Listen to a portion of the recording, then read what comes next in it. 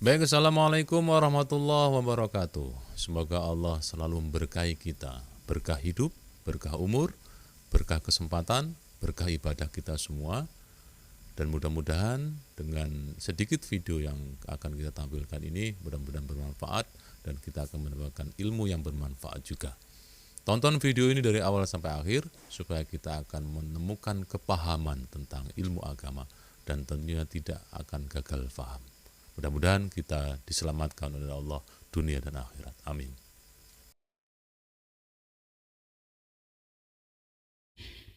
Ya, kita tahu di Quran ada ayat Quran itu bilisanin Arabiyyin mubin.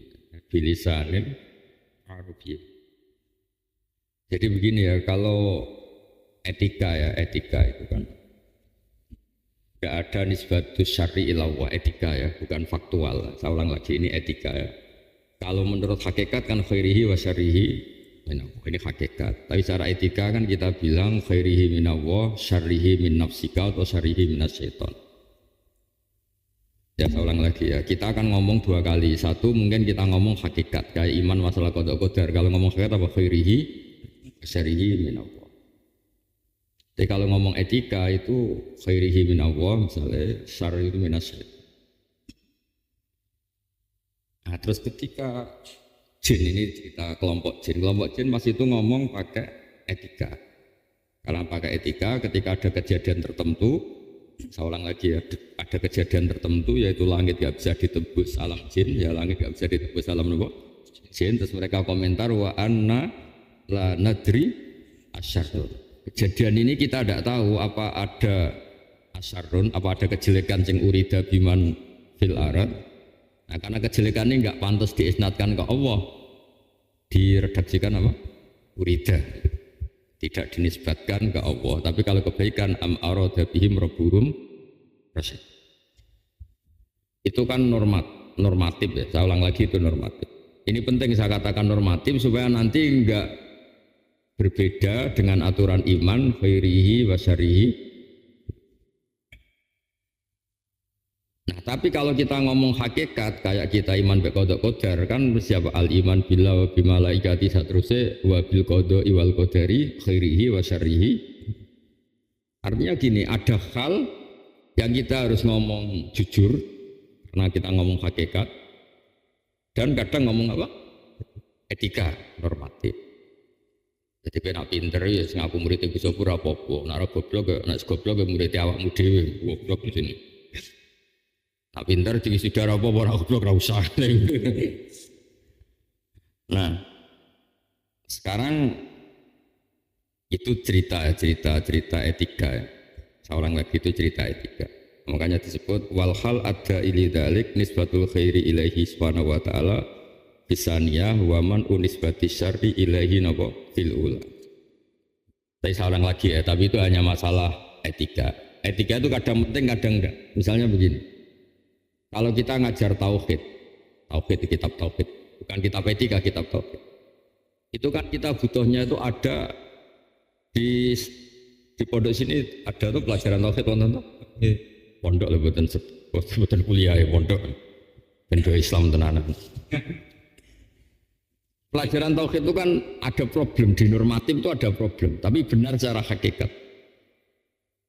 Sebab itu Mu'tazilah itu gak suka, tauhid kita itu gak suka. Kalau menurut Mu'tazilah itu janggal, kalau syarihi mina Allah itu janggal. Mereka Allah Ta'ala itu amarona bil khairi wa nahana anis fakih fanaha wa arodanu fakih fanaha wa arod. Itu cara logikanya no?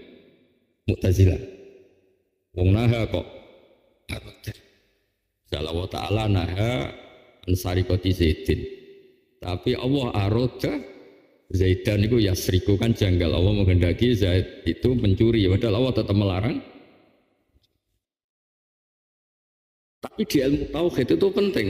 Pentingnya adalah kata Imam Sanusi itu idzan waqa'a fi mulkihi ma la yuridu, itu masyhur. Jadi Imam Sanusi itu yang ngarang kitab Ummul Barohin itu berdebat sama seorang Mu'tazilah.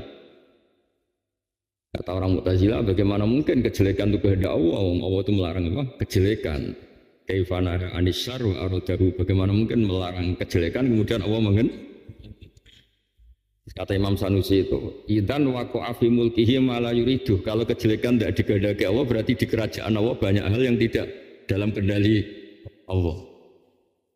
Jadi itu kan sekamane gendo banget tuh, kacau banget. Akidah yang kacau banget kan, misalnya Allah dilapuri ini gimana Israel, gimana Amerika, gimana apa, gimana kok maksiat banyak. Saya tidak mampu itu di luar kehendak saya itu kan ya repot di pangeran gitu tuh kan repot toh. Iya jatuhnya kok goblok itu di luar rencana saya kan. Berarti Allah kan makhluk, yang menang rencana setan. Udi Gusti Sasteng sekolah tangi turu goblok.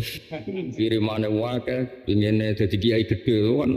Allah jawab wah itu di luar rencana saya. Itu kan kacau itu. Nah sebab itu saya terangkan normatif itu enggak boleh selalu kita pakai karena kadang norma ini nabrak hakikat. Makanya saya ulang kalau sedang ngaji norma yang ngomong norma, tapi kalau sedang hakikat ya hakikat. Jangan sampai norma ini mengganti apa? Hakikat, karena itu bahaya dalam apa? Tauhid. Kalau dalam bahasa tauhid ya iman ya billah wa rasuli sampai wa bil qada'i wal qadari khairihi wa syarrihi minam. Tapi itu dalam konteks tauhid. Jadi kalau kamu sendiri misalnya goblok ya muni kabeh kersane Allah. Wah ya repot toh. Napa? Repot. Kena goblok mantes ya muni. Mari aku ning pondok gak sergem, kan keren no. Kayak bocah beretika, kayak bocah berakhlak. Sampai ke pas goblok muni apa? Goblok kersane Allah, pinter kersane padha wae persis padha. Tidak boleh seperti itu.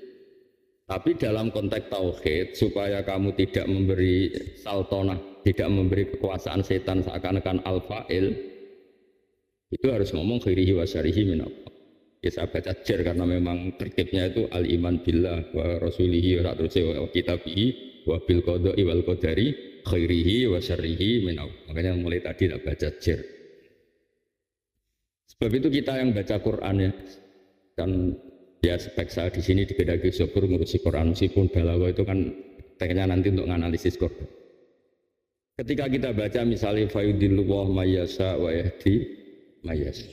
Kita harus membayangkan saltonatullah yang mutlaqah, qudratullah yang mesti nafidah. Karena di sini Allah sendiri yang memaklumatkan bahwa yahdi mayyasha wa yudillu. Berarti apa yang kita bayangkan? Ada saltonatullah, kekuasaan Allah yang mutlaq. Berarti pas itu kita ngaji tauhid apa? Pas itu kita ngaji tauhid. Tapi ketika Allah mau mendidik kita beretika, misalnya Allah ngendikan ma asobaka min hasanatin wa min Allah wa ma asobaka min sayyiatin wa min nafsi. Ya sudah, kita ngomong itu etika, harus kamu yakini itu etika. Kalau kamu meyakini itu tidak etika, mlebu neraka kowe Mas. Maksudnya mlebu neraka gini, terus kamu meyakini begini. Kebaikan dari Allah, kalau kejelekan dari kita, berarti kita ini al-fa'il, kita ini al-fa'ilus sani misalnya. Kita ini aktor kedua. Monggo Gusti jenengan sing bagian gawe apik-apik, kula sing bagian gawe elek. Mesti apa kae. Ya kan ora lucu, cah seten berdisuja mlebu. Apa mesti lucu.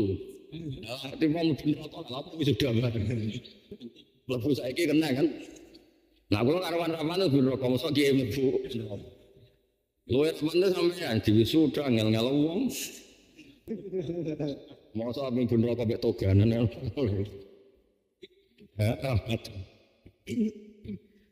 Ya jadi ngomong tuh yang jelas. Kalau ngomong tauhid ya tauhid, kalau etika etika. Jangan sampai ketika ayat etika kamu anggap tuh nabrak ayat apa tauhid.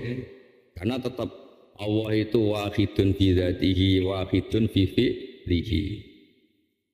Ya, jadi kita pastikan bahwa itu al-mutafarrid bil ikhtira, al-mutafarrid bil khalqi, al-mutafarrid bil ijad. Nah orang Mu'tazilah juga nggak salah secara etika, makanya kita bilang di bab etika orang Mu'tazilah nggak salah karena dia nggak nyaman saja jenis batu seri, nggak nyaman. Nah kelirunya kalau itu diyakini hakikat, kalau diyakini hakikat kan ada al-fa'ilul khair atau fa'ilul khairi yaitu Allah, fa'ilul syari itu setan, berarti kan ada dualisme. Dan itu nggak boleh dalam tauhid ada dualisme, nggak boleh. Allah tetap al-fa'il al-wahid. Makanya ngomongnya Imam Sanusi ketika itu idzan waqa'a fi mulkihi ma'ala yuridu. Kalau khairun min Allah syarrun minas syaiton, berarti apa waqa'a fi mulkihi ma'ala yuridu. Berarti di alam raya ini ada yang di luar kehendak Allah. Misalnya majelis ini berarti sing rencana wah tok iku ora pengen direncana. Enggak jelas-jelas. Oh ya nek ya kabeh kan. Ala kabeh wong kuwi aku ya padha persis, padha-padha produke Allah.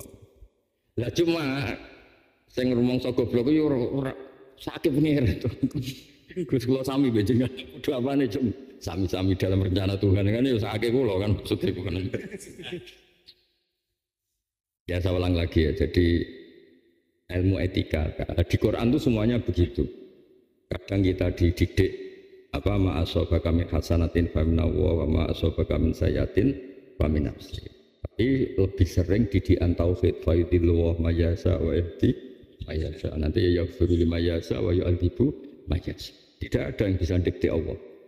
Jadi ghufrannya Allah sendiri itu ya karena yasa. Enggak bisa dikiaskan. Zaman sering dengar tuh cerita, ada orang tuh nakal beli wedik. Itu di sepura pangeran mergo ngombeni asu. Ora wedhus contohnya ini hadis-hadis iku asu kalbun gitu.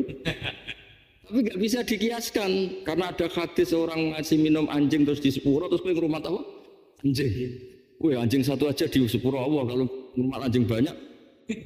Nggak bisa gitu karena ukurannya tuh ya asal. Di hadis itu ceritanya orang minumin anjing apa sapi? Anjing.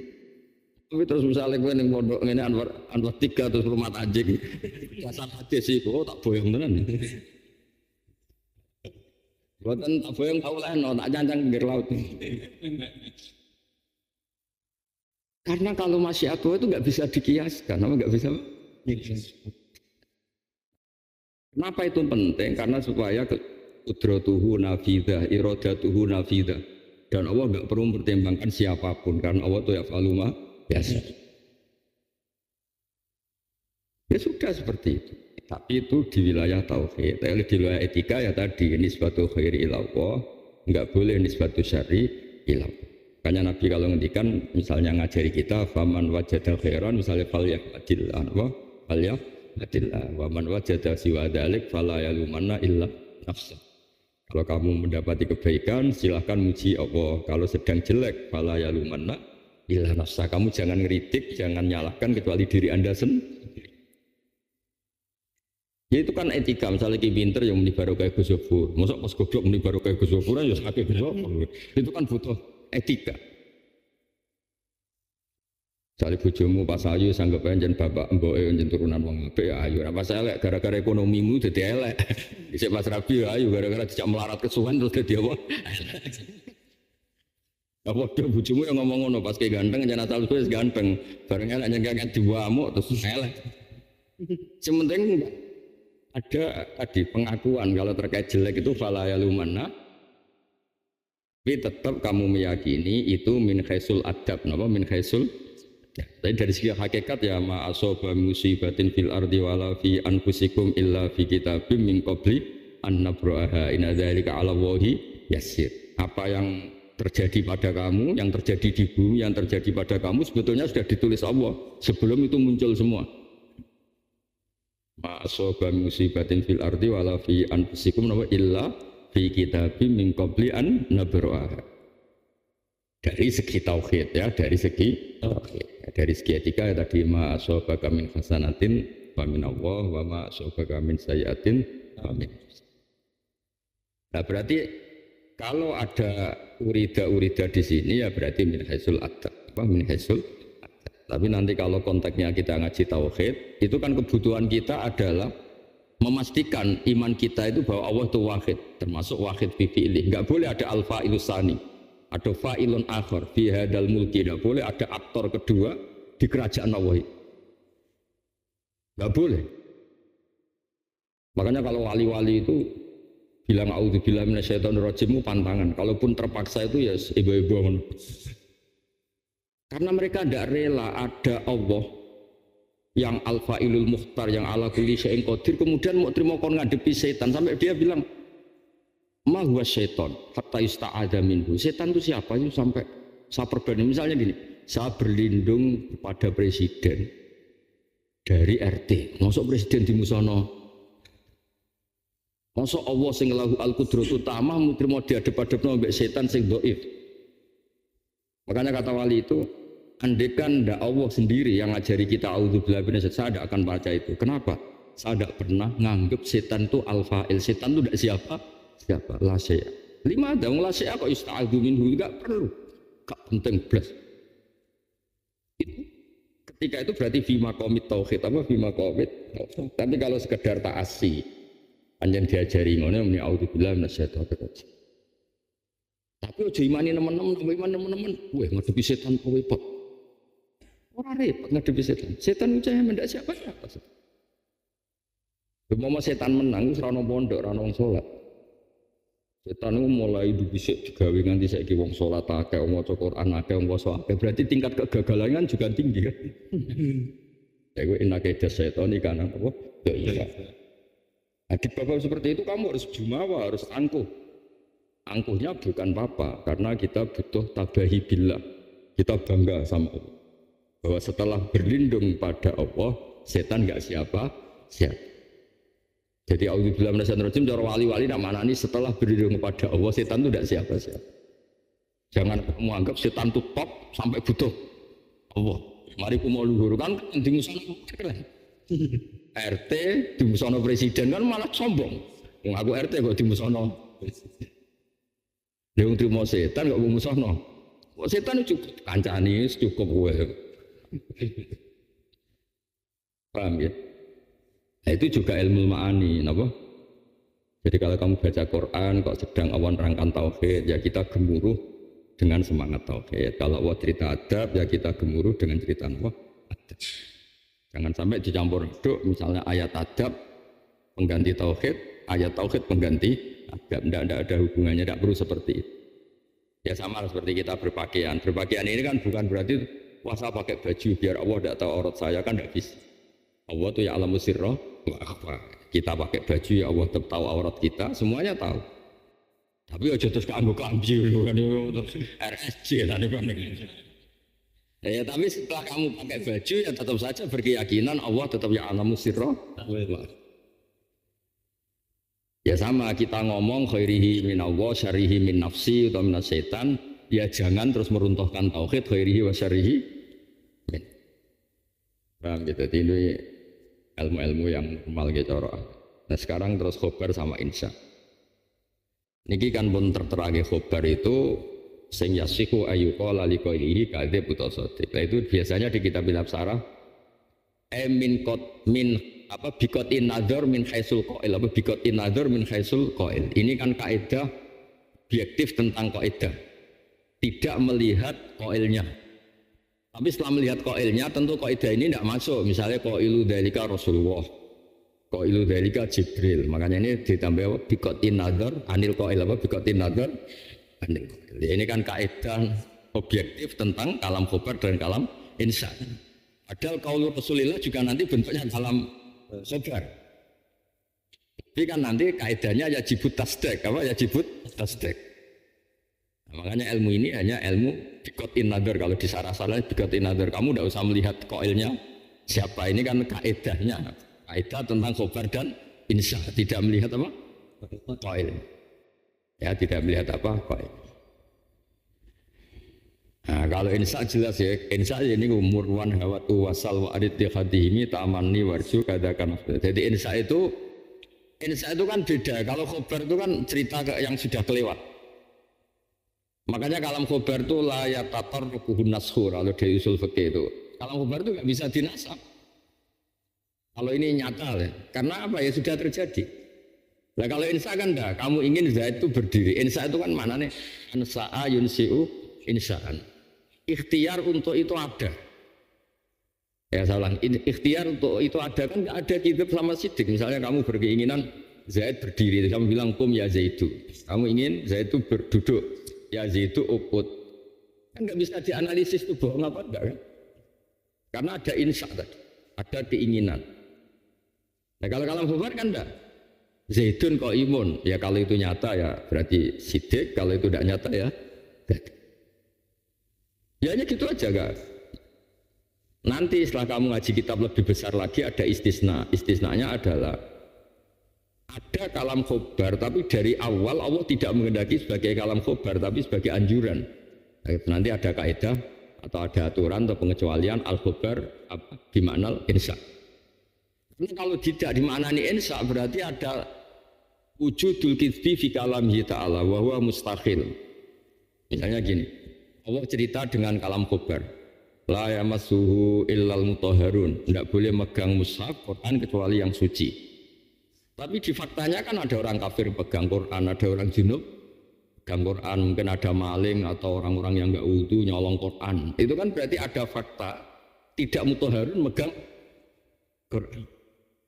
Kalau la yamassuhu kamu anggap kalam khobar berarti ada informasi yang tidak valid, yaitu faktanya ada masal Qur'an ghairu mutahharin. Ya, masal Qur'an ghairu mutahharin. Nah, itu semua ulama bilang kayak ayat-ayat tadi berarti kalam khobar bimaknal amri atau kalam khobar bimaknan nahyi. Jadi kalau itu kalamnya tadi kan tidak megang Quran kecuali yang suci, berarti takdirnya apa? La yamussal Qur'ana illa thahirun. Ojo sampai ngepok Al-Qur'ana sapa illa thahirun. Paham ya? Juga sama misalnya ada wal walidati yurdina auladahunna. Namanya ini pentingnya ngajar balaghah sama orang yang hafal Quran. Ben contohnya gak Zaidun kok imun. Wong balaghah itu untuk menganalisis Quran kok contohnya Zaidun apa? Itu saya dulu protes betul ya. Wal walidatu yurdi'na auladahunna. Para ibu-ibu, kan kalamnya kalam khobar, redaksinya kan kalam khobar. Para ibu-ibu itu menyusui anaknya haulaini kamilan. Kalau kamu maknani kalam khobar ini kan ya tatarrukuhul kitbu, pasti ada bohongnya. Beberapa ibu yang karena sakit tidak menyusui anaknya, atau karena cerai semua angkel gak gelem nyusoni anaknya. Ora ini mirip bapaknya teman-teman. Welek meringis persis bapake bergatan kan males nyusoni. Goeling sapa?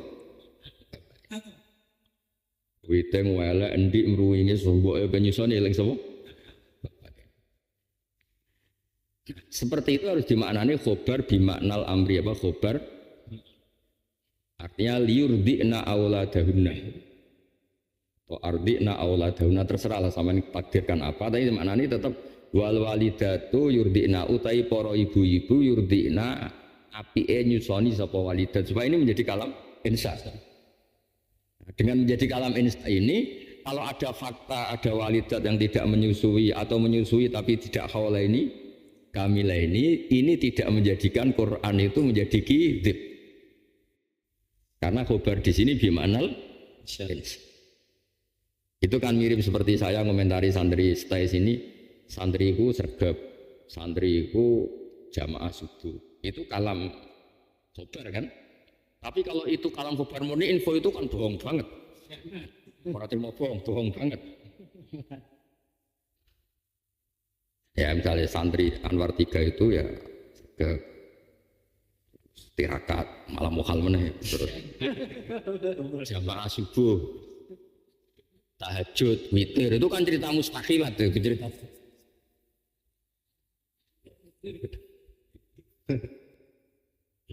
Itu tapi itu maknanya apa? Bisa sakjane santri kudune gini sakjane seharusnya. Nah, kenapa ini tidak dimaknani kalam khobar? Nanti ya tatarrukul kitbu. Kitbu itu maknanya tidak sesuai faktual, apa enggak sesuai? Dan itu di Quran banyak ya. Tadi contoh paling gampang ya. Wal walidatu yurdina. Itu kan kalamnya kalam khobar. Sekarang faktanya banyak enggak walidat yang tidak yurdina? Banyak kan? Kalau itu kalam khobar kan enggak boleh ada yang yukhaliful waqi'. Nah, itu pentingnya ngaji ya. Jadi ya kita ngaji kalam khobar min haisul waktu adeknya kayak apa, tapi setelah itu ngaji lagi yang khoroja ya. Kalam khobar itu sudah khoroja sangka makna kalam ya sama. Nanti kita ngaji istifham juga sama. Istifham itu tolakul fahmi, tapi ada hal-hal yang tidak. Karena yang istifham itu Allah, mas Allah tanya, no? Kalau ada redaksi tanya kok dari Allah itu kalau tidak litakrir, litaubah, karena nggak mungkin Allah tanya itu karena ingin tahu kan? Kalau kita tanya Zaidun qaimun kan memang kita tidak tahu Zaid berdiri apa, enggak. Tapi kalau Allah yang tanya, berarti itu apa? Bisa litakrir, litaubah, listihza apa? Misalnya Allah tanya sama orang-orang kafir, apakah Rasul saya tidak datang ke kamu sehingga kamu kafir?